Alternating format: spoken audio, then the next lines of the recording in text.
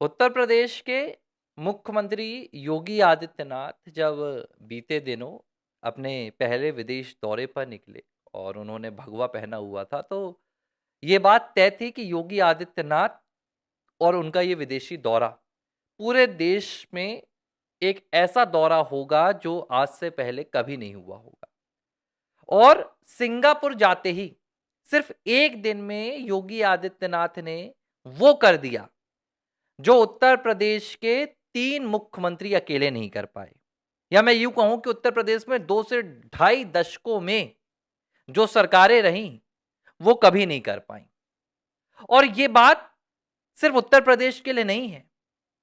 कहीं न कहीं अब योगी आदित्यनाथ जो संदेश लेकर आ रहे हैं, वो पूरे देश के लिए है कि भगवा पहना हुआ कोई व्यक्ति सिर्फ पूजा-पाठ के लिए नहीं बना होता है। भगवा पहनने वाला कोई व्यक्ति सिर्फ मठों में रहकर मठाधीश बनने के लिए नहीं होता है, बल्कि कोई व्यक्ति भगवा पहना हुआ है तो वो अपनी संस्कृति से जुड़ा हुआ है। अगर कोई व्यक्ति भगवा पहना हुआ है तो वो अपने धर्म से जुड़ा हुआ है। लेकिन इसका मतलब ये कभी नहीं होता कि अगर कोई व्यक्ति भगवा पहन लेता है तो वो संसार से अलग हो जाता है, वो देश से अलग हो जाता है, समाज से अलग हो जाता है। जो बातें अखिलेश यादव योगी आदित्यनाथ को लेकर 2017 के बाद से लगातार कहते आए हैं कि योगी आदित्यनाथ को तो मठ चले जाना चाहिए, उनसे तो ये नहीं आता, उनसे तो मोबाइल चलाते नहीं आता, उनसे तो ये नहीं आता। उन्हीं योगी आदित्यनाथ ने वो कर दिखाया है जो ना तो कभी अखिलेश कर पाए, ना अखिलेश यादव के स्वर्गीय पिताजी मुलायम सिंह यादव कर पाए। सन 95 में मुलायम सिंह यादव भी विदेश के दौरे पर गए थे और वो किस लिए गए थे? ताकि उत्तर प्रदेश में निवेश लाया जा सके, इन्वेस्टमेंट लाया जा सके। लेकिन जब मुलायम सिंह यादव विदेशी कंपनियों के पास गए, वहां के प्रतिनिधियों से मिले, तो उन्होंने जब उत्तर प्रदेश के बारे में पता किया, तो उन्हें क्या पता चला कि उत्तर प्रदेश में तो न बिजली है, न पूरे टाइम वहां पर पानी मिल पाता है, सड़क खस्ता हाल है, ये तो बुनियादी व्यवस्थाएं है ही नहीं। इसके अलावा उत्तर प्रदेश में दंगे होते हैं हर दूसरे दिन, उत्तर प्रदेश में माफिया राज चलता है, उत्तर प्रदेश में कोई कानून व्यवस्था नहीं है। जब यह पता चला तो कंपनीज ने इन्वेस्ट करने से मना कर दिया। यह मैं 95 की बात बता रहा हूं, आप जाकर डेटा निकालिएगा। मुलायम सिंह यादव विदेश के दौरे पर गए थे और खाली हाथ वापस आए थे। 97 में मायावती यानी कि बहन मायावती वो भी विदेश के दौरे पर गई और इन्वेस्टमेंट लाने गई, लेकिन जब लौट कर आई तो खाली वादे लेकर आई कि ये आएगा, वो आएगा, ऐसा होगा, वैसा होगा, लेकिन कभी भी जमीन पर कुछ नहीं उतार पाई।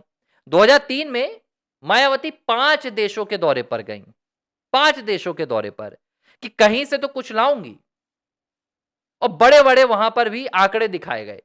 10,000 करोड़ का इन्वेस्टमेंट मायावती ला रही है, मायावती इतने का इन्वेस्टमेंट ला रही है, 15,000 करोड़ का, ये होगा, वो होगा, उत्तर प्रदेश में ये सब होगा। अंतोगत्वा उत्तर प्रदेश में हाथी के अलावा कुछ नजर नहीं आया। और दूसरा, अगर किसी का विकास हुआ तो वो माफियाओं का हुआ।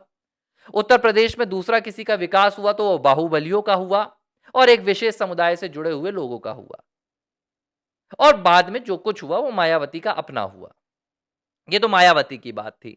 2000 फिर आपके 7 से 12 के बीच में भी हुआ यही। 12 से 17 में अखिलेश यादव की जब वो ही सरकार बनी, अखिलेश यादव मुख्यमंत्री बने, तो अखिलेश यादव तो भाई ऑस्ट्रेलिया से पढ़कर आने वाले थे, टेक्नोलॉजी जानने वाले थे, पढ़े लिखे अपने आप को दिखाने वाले थे, युवा थे, यूथ के साथ कनेक्टेड थे। तो अखिलेश यादव ने क्या शुरू किया? हर साल अखिलेश यादव ने विदेश जाना शुरू किया। खबरें तो यह भी बताई गई कि 20,000 करोड़ का इन्वेस्टमेंट अखिलेश यादव लेकर आ रहे हैं। कभी ऑस्ट्रेलिया जाते, हालांकि जन्मदिन मनाकर लौट आते, कभी इंग्लैंड जाते तो बिटिया से मिलने जाते, वहां पर सब अपना घूम घाम के वेकेशन मनाकर आ जाते। हर साल सरकारी मद पर अखिलेश यादव विदेश जाते रहे, इन्वेस्टमेंट जीरो आया।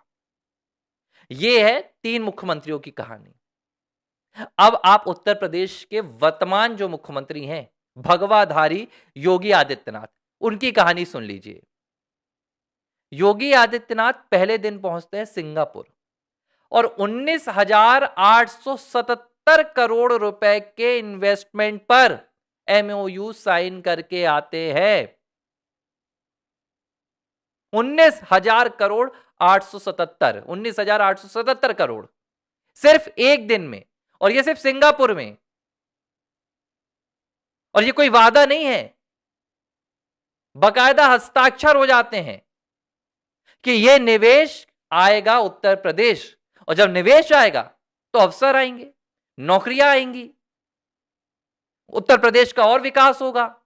जो 1 ट्रिलियन पूरी अर्थव्यवस्था का योगी आदित्यनाथ का $1 ट्रिलियन का पूरा स्वप्न है, वो ऐसे पूरा कर रहे हैं।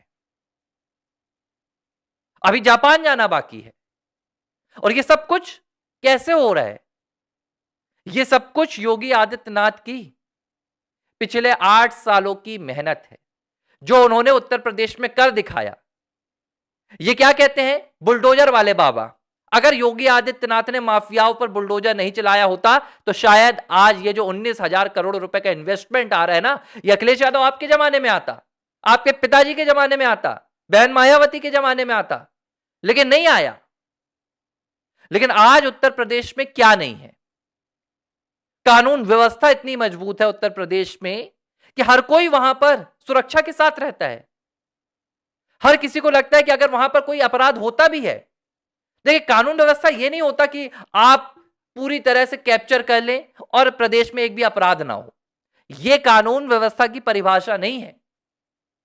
लेकिन जब अपराध हो तो उस अपराधी को बचाने के लिए सत्ता की शह ना मिले, उस अपराधी को बचाने के लिए पुलिस प्रशासन चुप हो जाए, सौदेबाजी हो। यह होता था अखिलेश यादव, मुलायम सिंह यादव, मायावती के कार्यकाल में। लेकिन योगी आदित्यनाथ के कार्यकाल में यह नहीं होता।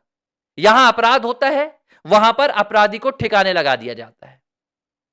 एनकाउंटर्स पे सवाल उठाए गए। इनका जो मोह था वो एनकाउंटर्स के साथ था कि भाई एनकाउंटर क्यों हो रहा है।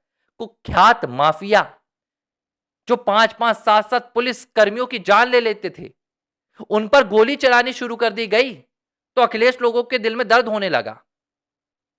बुलडोजर जिन्होंने हजारों वर्ग फुट की जो जमीनें थी, एकड़ों जमीन अवैध कब्जा कर रखी थी, जब उस पर बुलडोजर चलाया गया तो इन्हें दुख होने लगा। लेकिन आज जब इसका परिणाम सामने आ रहा है तो अब अखिलेश यादव प्रेस कॉन्फ्रेंस नहीं कर रहे हैं। अब अखिलेश यादव आकर बताएं ना, ये जो इन्वेस्टमेंट आज योगी आदित्यनाथ की सरकार में आ रहा है, तुम्हारी सरकार में क्यों नहीं आया? अखिलेश यादव तो कहते हैं कि मैंने बहुत बढ़िया काम किया है, सब कुछ काम मैंने किया है, योगी आदित्यनाथ ने तो उस पर मुहर बस लगाई है, अपना नेम प्लेट बस लगाया है। तो जब आप काम करते थे तो भाई ये विदेशी कंपनी आपके पास क्यों नहीं आती थी? क्योंकि आप सिर्फ जुबानी काम करते थे। लेकिन योगी आदित्यनाथ ने हकीकत में काम किया है। और एक बात ये भी समझ लीजिए, सीधे तौर पर एक स्पष्ट इशारा है, योगी आदित्यनाथ उत्तर प्रदेश के लिए बस नहीं गए हैं, ये तो शुरुआत है। 27 शुरुआत होगी और जो असल आपको तस्वीर दिखेगी वो 29 में दिखेगी। क्योंकि मुझे ये जो संकेत दिख रहे हैं, ये योगी आदित्यनाथ के वैश्विक राजनीतिक सफर के संकेत नजर आ रहे हैं। और जाहिर सी बात है कि ये सिर्फ एक मुख्यमंत्री के कार्यकाल तक सीमित नहीं रहेंगे। इसका जो व्यापक स्वरूप है वो आपको 27 से 29 के बीच में देखने के लिए मिल जाएगा।